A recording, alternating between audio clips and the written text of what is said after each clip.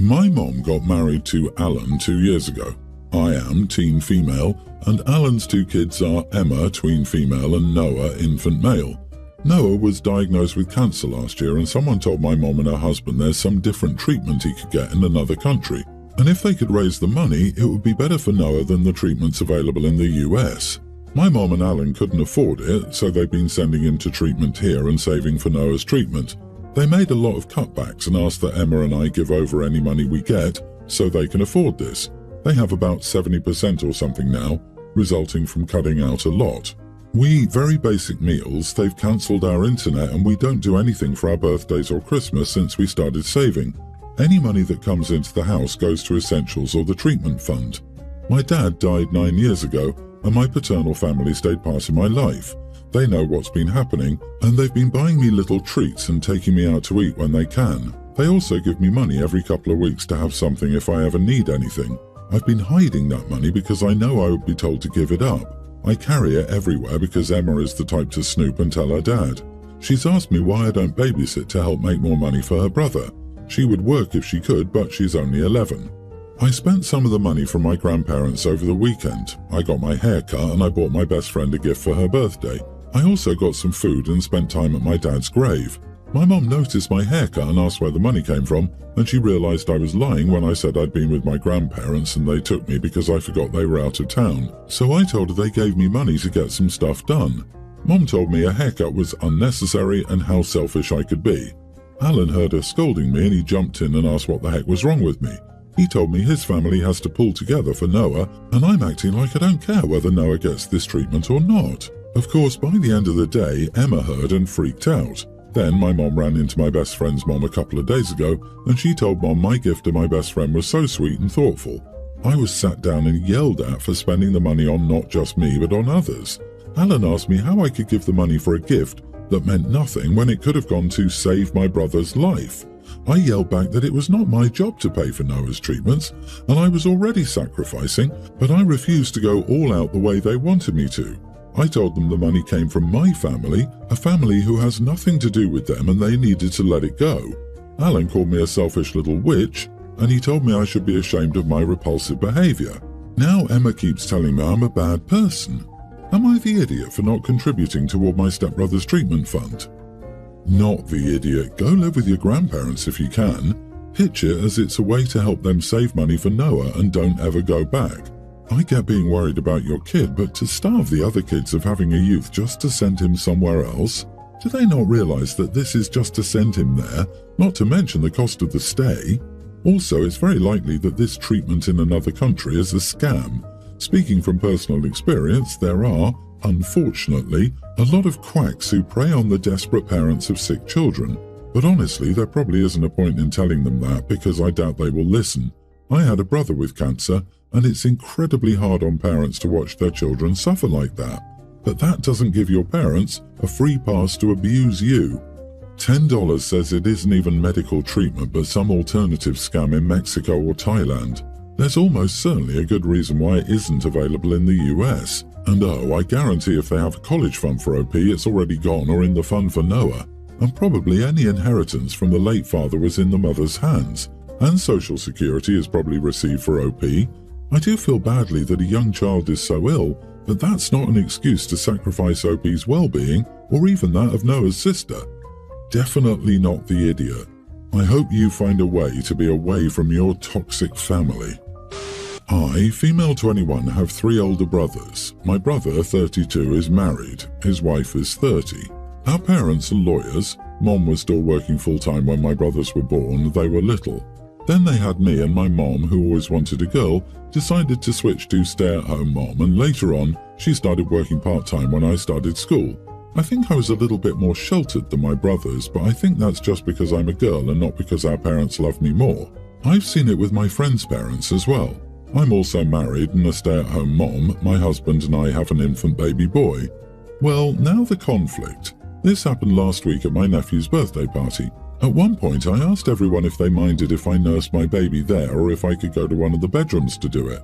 Everyone was fine with it, so I just followed through and we continued talking.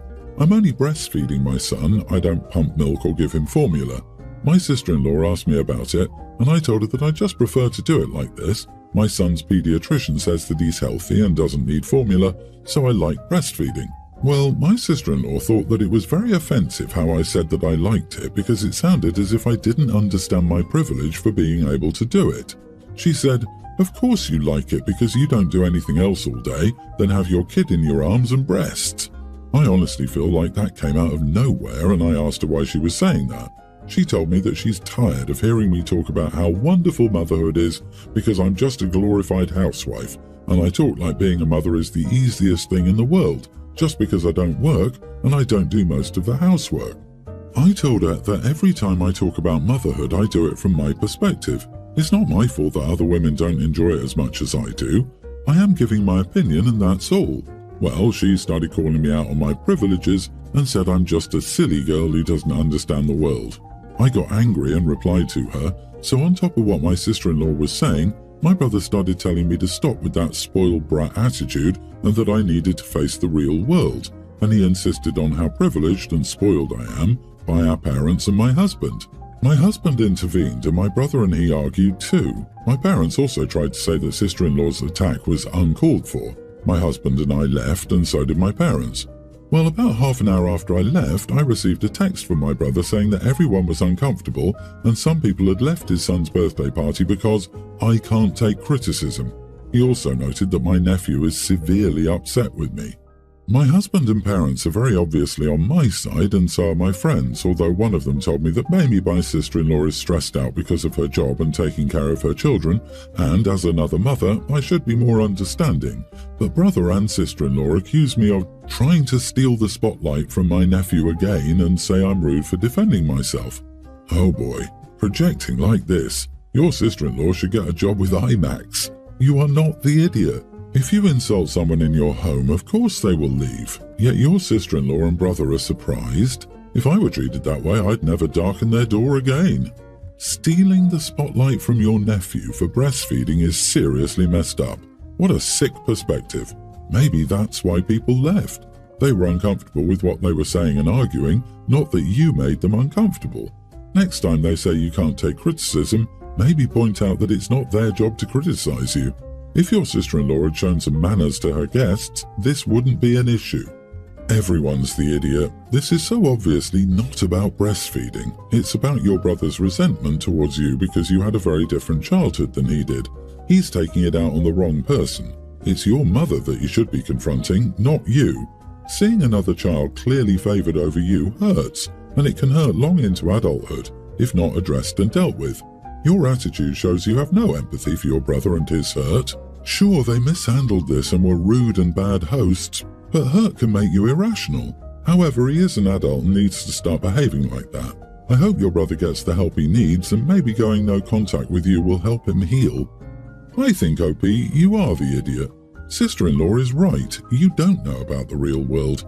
You're 21, don't work, don't go to school, don't clean. All you get to do is take care of the baby. You come from a place of privilege. Also, at no point did your sister-in-law indicate she didn't enjoy motherhood. She said you had it easier and you do. And it's time for your mommy to wake up and realize she did some damage to your brothers. I, 40 female, have 4 kids. 3 daughters, 2 teens and a tween and a son teen. Only the twins are relevant here, let's call them John and Judy. John and Judy have been asking their dad and me for permission to get a tattoo for a few months. Both hubby and I are inked, so we were not against it. We just asked them to think about what exactly they want for a few months so they don't regret it later, and then they can get inked in 2024 with our permission. They presented us with their ideas on January the 1st. Judy had a lovely little flower nature motif for her arm. I instantly fell in love with it. The problem was John's motive. He chose the world serpent from Norse mythology and this tree. The serpent forms a circle around the tree and Norse runes are inside the circle. I saw it and had to think immediately about white supremacists and their Nordic tattoos. It was an instant no for him. We're white with blonde hair and blue eyes. This tattoo would send the wrong signals. It would be on his arm so everyone could see it if he wore a shirt. John was furious. His dad asked him to compromise by removing the runes from his concept, but John said no. So no tattoo for him. I made an appointment for my daughter at my tattoo artist, but when I told my husband, He said he wants the twins to get their first tattoos together and that this means something to him. Besides, it would be unfair to John, and he has second thoughts now because maybe they are too young. I disagreed with him. Why should Judy suffer because of her brother's unwillingness to choose something more appropriate? I tried to convince him, but he was adamant. In the end, I thought, screw it, she's getting this tattoo. So I drove her to my studio without telling Hubby, and she got her tattoo. My husband was furious when he saw it and called me a massive idiot. He said I broke his trust and undermined his authority. John is giving me the silent treatment. Am I the idiot? His reasons were crap in my opinion, but he is Judy's dad and we vowed to always act as a team. You are the idiot. I'm heavily tattooed and I cannot imagine ever letting a 16-year-old get tattooed. Sure, I wanted tattoos at that age, and they would have been so crap because what you want at 16 usually very much differs from when you're 18. If I saw someone with a Nordic tattoo, my first thought would not be white supremacy, but this is also why kids shouldn't be getting tattoos. Your husband seemed to be thinking this through finally, and you went behind their back to do it anyway. My friend laughed when her son asked for a tattoo, then said, "Son, you can get that with your own money when you're 18 and only have yourself to blame." This whole story reads like screw husband and son, her favourite daughter, let's get you inked. OP, I don't like your husband talking about you undermining his authority, but his reasons were sound. You sure did break his trust, you played favourites with your kids, and you probably undermined the twins' relationship. Although I may agree your daughter should be allowed to get the tattoo regardless of your son's choice of tattoo, that's not the point here. The point is you disrespected your husband. I'm 33 female in a relationship with my boyfriend 38 for 15 years. We were engaged 8 years ago but no further plans were made. When I mentioned it, he always found a reason why we had to wait. It wasn't a good time, we had no money, etc. I never asked for an expensive wedding. I offered to elope or go to the courthouse. He declined and said he wanted a proper wedding because that's what I'd mentioned I originally wanted. The engagement ring he bought me was $20 because we were poor then, but I never got a replacement when it broke. We now spend on average $100 a month just on takeout or going out for comparison. A couple of months ago, he said he wanted to get me something expensive for $1,500 but didn't have the money. I immediately knew, so I pressured him to tell me what it was because he never bought me anything more than $100. He said it was a ring. I said if he really wanted, he could have easily saved a ridiculous $10 a month for the last 8 years and gotten me a good enough ring because I'm supposed to wear it forever, and why the heck would he mention it if he can't get it? Makes no sense. A few weeks ago, he mentioned saving for a car to replace his old one. I got furious and we had a serious talk. I asked him about his real plans and to stop with the BS and be a man. After much pressure, he said he didn't think marriage was important. I asked him why you got engaged then. He said he wanted to. I told him he made no sense and to think, what would he think about it if his sister had a boyfriend for that long, acting the same way? He said nothing. I said you have a month to think and decide, then I'm leaving. Then he said no, you're not leaving, we'll get married soon, but we need to insert a couple of things to be done paid first. So I've been cold as ice since that talk. I'm not arguing or acting mad. I'm a roommate, not a girlfriend. I'm barely kissing him once a day, no intimacy. It hurts me because I love him, I feel lonely. But I don't want to act like everything is okay and ignore the elephant in the room. I feel hurt and rejected, so now I'm rejecting him as well. He complained a few times and asked why I was doing this. He genuinely doesn't get why I treat him like this. So, am I the idiot? Not the idiot, but after all this, do you want to marry him? Like, really? He lied to you. He knew what you were craving and gave you just enough to keep you around. He does not care about you or your feelings. He could have been honest. He could have started an open conversation. He could have looked for a compromise. He didn't. Not in 15 years. Lady, do him and yourself a favour and take a hard and honest look at the thing you call a relationship, maybe with the support of a counsellor, and ask yourself if this is really what you want. You deserve a partner who cares about your dreams and will support you to make them come true. Exactly, OP, you can do better. He cannot. Just leave. Why wait for a ring and marriage if it's forced? You'll always know he only married you because you forced him. It's not love. It's just a way to make you care for him when he gets old. So leave. Find someone who truly appreciates you. Seriously? $20 engagement ring from a grown-up man? He bought her silence for 8 years for only $20. I feel for OP, I do, but I really wish people had more self-respect. You shouldn't have to beg someone to marry you. I don't think I could stomach being married to someone I had to threaten into being with me. Update, we live in his house. I do own property of my own that I rent out. No debt. We have savings for emergencies. So, not rich, not poor either. No, I do not want to marry him just to cheat and divorce and get half of it, as someone suggested. I make more than he does, so I don't need his money. No, he doesn't cheat. I never asked for an expensive ring. He was the one to mention it in the first place. It could be a $100 ring, but no, he mentioned a $1,500 one and then proceeded to tell me he couldn't get it in the same sentence. I'd respect anyone who clearly says marriage isn't for them.